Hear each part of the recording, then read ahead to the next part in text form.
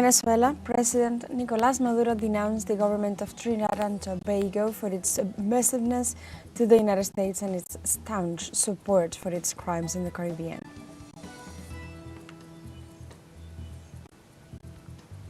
Polls have opened in Chile this Sunday as citizens vote to elect the successor to President Gabriel Boric, as well as choosing deputies at the national level and senators in 7 regions of the country.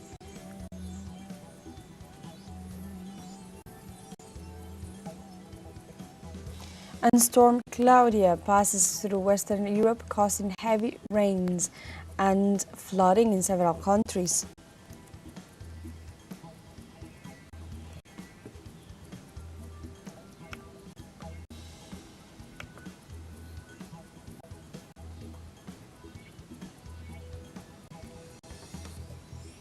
Hello and welcome to From the South. I'm Alejandra Garcia from teleSUR Studios in Havana, Cuba. We begin with the news.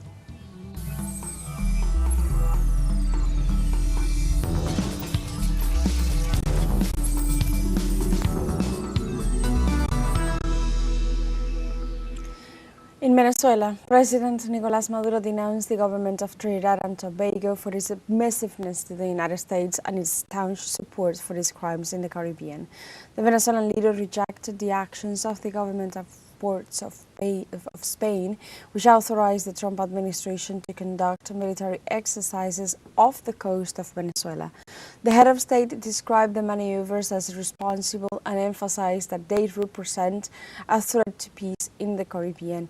President Maduro expressed his rejection of the imperialist policies of the U.S. government, which seeks to impose a puppet regime in Venezuela in order to steal all its natural resources and undermine peace throughout Latin America.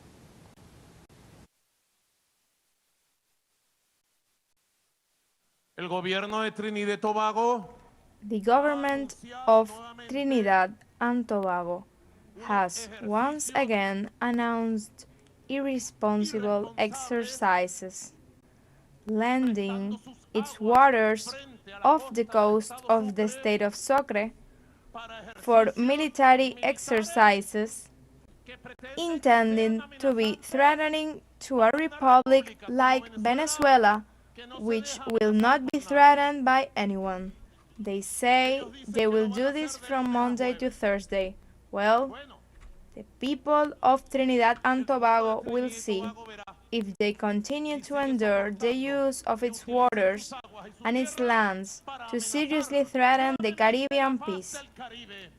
I am only calling, once again, to all the people of the eastern states, from the south of Bolívar, of the Tamacuro, Monagas, Sucre, Anzoátegui, Nueva Esparta, in perfect popular military-policial fusion, to establish a vigil and a permanent march in the streets with the flag of Venezuela held high.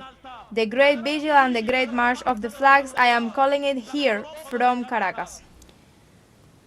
And we stay in Venezuela. A return to the homeland mission plane arrived in the country with 298 repatriates from the city of Texas in the United States. The arrival of 298 compatriots at Maiquetía International Airport represents flight number 87 of the Great Mission Return to the Homeland, facilitating the safe and humane return of Venezuelan migrants. The number of repatriates included 240 men, 47 women, and 11 children who were received under the strict safety and health protocols. To date, over 15,000 migrants have returned to Venezuela from various locations, including the United States and Mexico. This figure reflects the shift towards voluntary return, seeking to reunite Venezuelan families, one of the Bolivarian government's most humane commitments.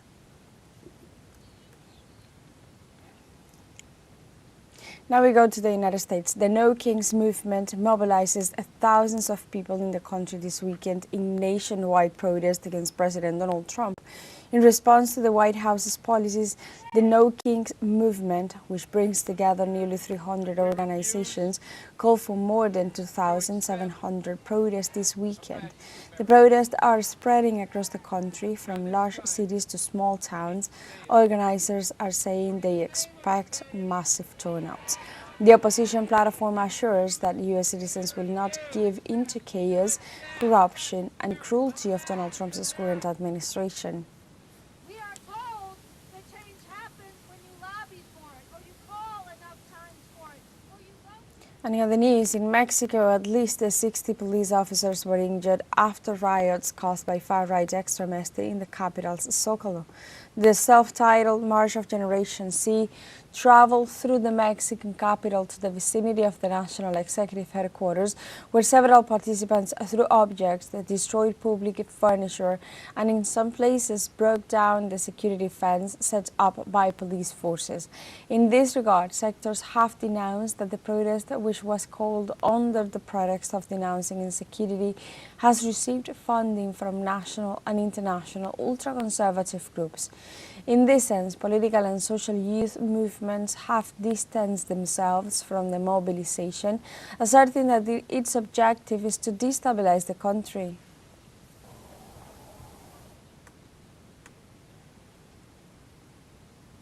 Now we go to Argentina. The Ministry of Health of the province of Buenos Aires reported that the people injured by the explosion in Ezeiza are out of danger. The health authority reported that the 8 people who were injured, 6 are recovering well and 2 remain in stable condition without complications. Also, clinics and hospitals in Buenos Aires reported 15 people with minor injuries due to the explosion. In addition, the Buenos Aires authority highlighted the coordinated efforts between hospitals and emergency systems to provide assistance to those affected by the explosion, which occurred Friday night at a chemical factory in the Ezeiza Industrial Park in Buenos Aires.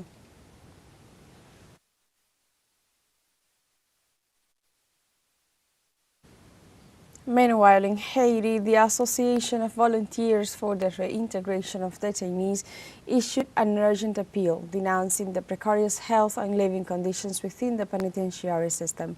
The organization also raised alarm about the lack of legal assistance, pointing out that 85% of inmates remain in pre-trial detention without their cases having been resolved in court. Currently, the prison houses 841 inmates, 30 women, 16 minors, and 795 men.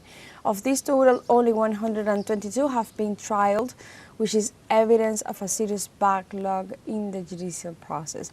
The situation in Haiti's prisons have become critical, with 50 deaths of inmates in just 3 months, reflecting the extreme conditions in which the inmates live.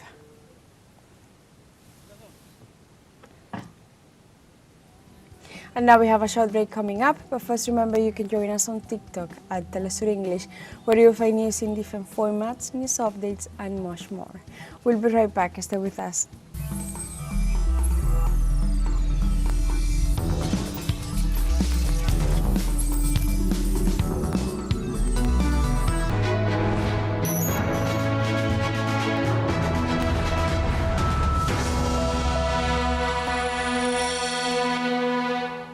Welcome back to From the South.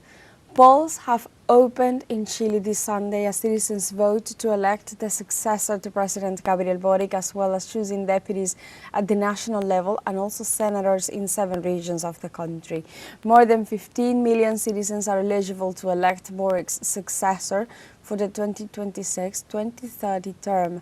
For this, polling stations opened at 8 a.m. local time and will close at 6 p.m. provided there are no voters waiting to cast their ballots. It will not be until the evening when the first official results are shared.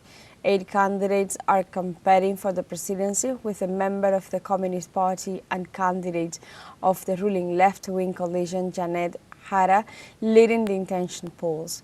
If no presidential candidate obtains more than 50% of the valid votes cast this Sunday, a second round of election will be held on December 14th. Parliamentary elections are also underway to renew all 155 seats in the Chamber of Deputies and also elect senators in several regions.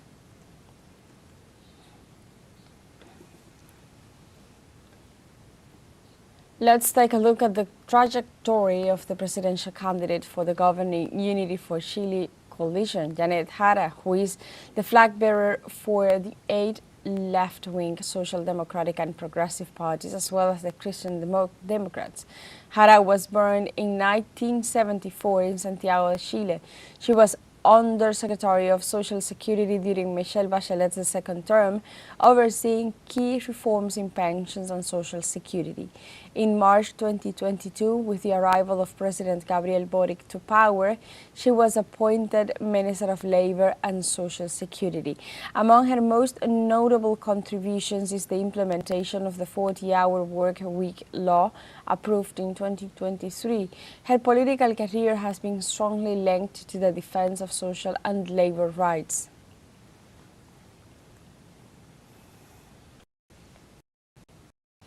And for his part, José Antonio Cast Rest is the candidate for the Republican Party. A 59-year-old lawyer, Cast has also represented Chile's conservative right at the presidential polls in 2017 and 2021. He has been the representative of 2 districts in the metropolitan region, number 24 from 2014 to 2018 and number 30 for 3 consecutive terms. Among his political proposals are greater support for the police, a prison reform that seeks to tighten state control in prisons, and a commitment to the northern region to reinforce security along its borders.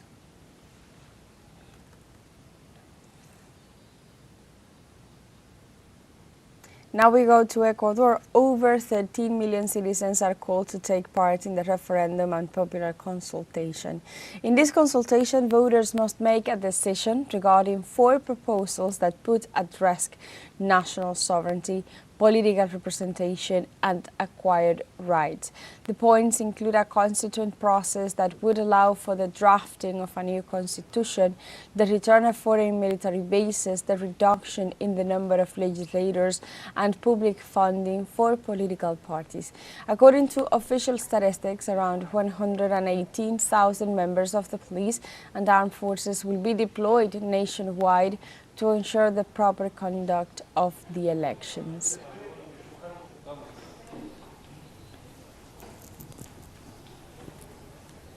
In this context, authorities of the National Electoral Council of Ecuador launched overseas voting for the 2025 popular consultation and referendum. According to data from the National Electoral Council, more than 470,000 voters are eligible to exercise their right to vote in 99 areas of 38 countries. Ecuadorians residing in Oceania, Europe and Asia will be the first to vote, followed by those in Latin America and the Caribbean and Africa. The last to vote will be those residing in the United States, according to Foreign Minister Gabriela Sommerfeld. The Foreign Minister and Vice President of the CNE emphasized the importance of citizens living abroad participating in decisions on important issues.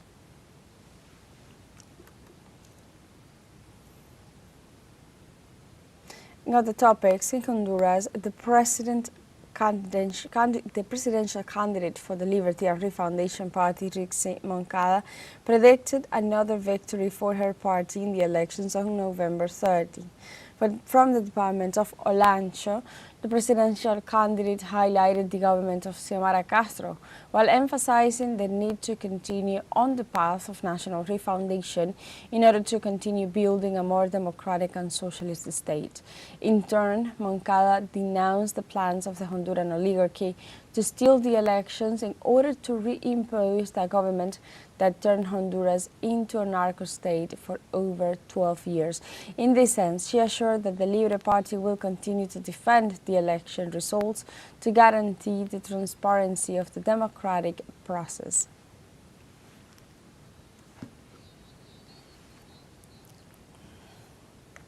Estamos en la antesala We are de las on the elecciones eve generales. of the general election, Igual que yo, saben and you, que ahí just like me, know vamos a definir that there nuestro is destino where we are en los going to próximos define 4 our años. destiny for the next 4 ¿Cuál es el years. respaldo que tenemos? ¿Y What cuál is es the la support historia que we tenemos? have, and Hoy what is our construimos una nueva history? victoria Today we are building a sobre new un victory gobierno on con a government resultados with sin unprecedented precedentes results in El Honduras, de la primera mujer, the one el de Xiomara of the Castro, first woman, el of Xiomara gobierno Castro, the poder government popular, of el the gobierno de la people's power, resistencia. the government of the Yo sé que aquí resistance. hay líderes de 3 I know that there municipios are leaders from 3 municipalities here, y voy a preguntar a and I estos am 3 going to ask municipios, to those ¿hay 3 municipalities, obra en is there Olancho work en in 3 años y Olancho, medio, en casi in 4 3 años de and a gobierno? half, in ¿Hay almost obra 4 social years en of government? Olancho? There is social work in Olancho. And we have a second show break coming up. Before, we invite you to visit our Facebook page at teleSUR English. There you'll be able to watch our top stories, special live coverage and much more. Follow our page and activate the notification button to stay up to date on the world's most recent events. Final show break. We'll be right back.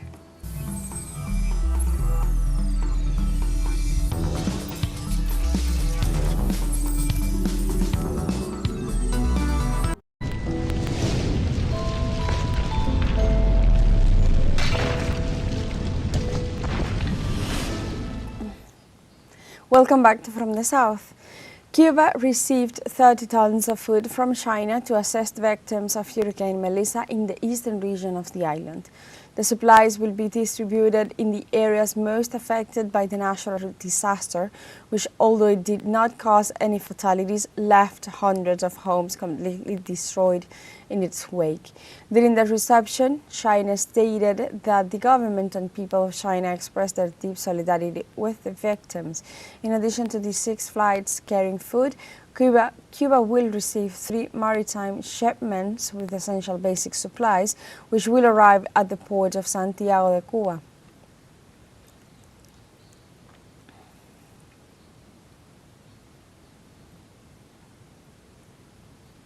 Meanwhile, in the United Kingdom, Storm Claudia caused devastating floods, leading to the declaration of a state of emergency throughout the southeast of Wales. The emergency services in Monmouth, Wales, launched a massive response following the declaration. For their part, the Fire and Rescue Service reported that teams are working intensively on rescue, evacuation and assistance efforts for the most affected. Meanwhile, residents are being relocated to safe areas, and authorities describe the situation as devastating, warning that the continuous rise in water levels poses a serious threat to the population and their properties.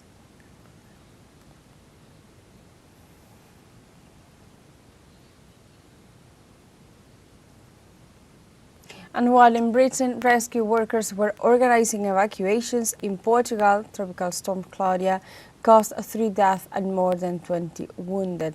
The regional director of Civil Protection Agency, Vitor Vaz Pinto, confirmed the impact of strong winds on a camping area in the tourist city of Albufeira. This incident caused the death of an 85-year-old British woman and left 5 people injured. In addition, about 20 people suffered wounds after the collapse of the roof of a restaurant in a nearby spa. The situation keeps alert orange in several regions of Portugal, a country that has already recorded more than 3,300 incidents caused by the storm.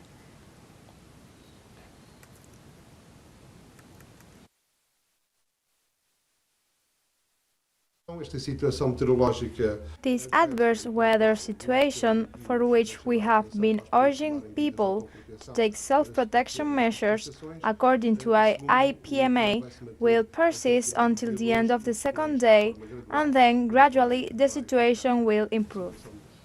In other topics, in France, 2 major television networks went off the air due to a bomb threat that led the evacuations and police deployments.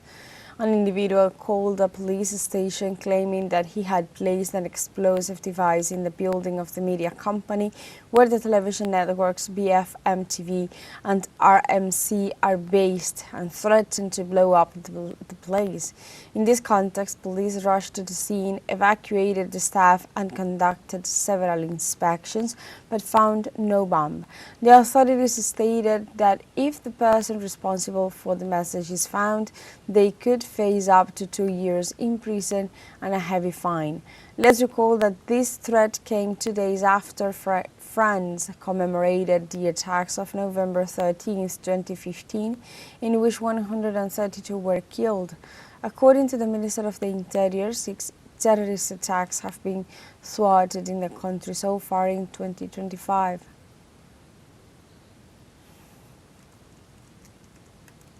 And let's go to Macedonia. Thousands of people marched in Skopje, the capital of North Macedonia, to demand justice for the 63 victims who died in a nightclub fire last March. This demonstration took place prior to the trial of 34 individuals and 3 companies accused of the incident, classified as the deadliest fire in the country's history.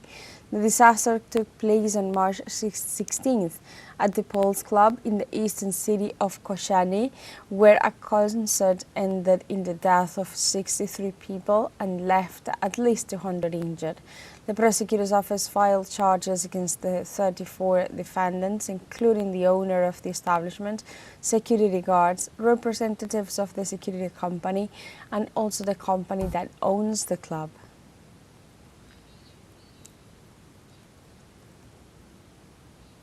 And after this information, we have come to the end of this news brief. Remember, you can find these and many other stories on our website at telesurenglish.net. Also join us on social media. We are on Facebook, X, Instagram, Telegram and TikTok as well. For Telesur English, I'm Alejandra Garcia. Thank you for watching.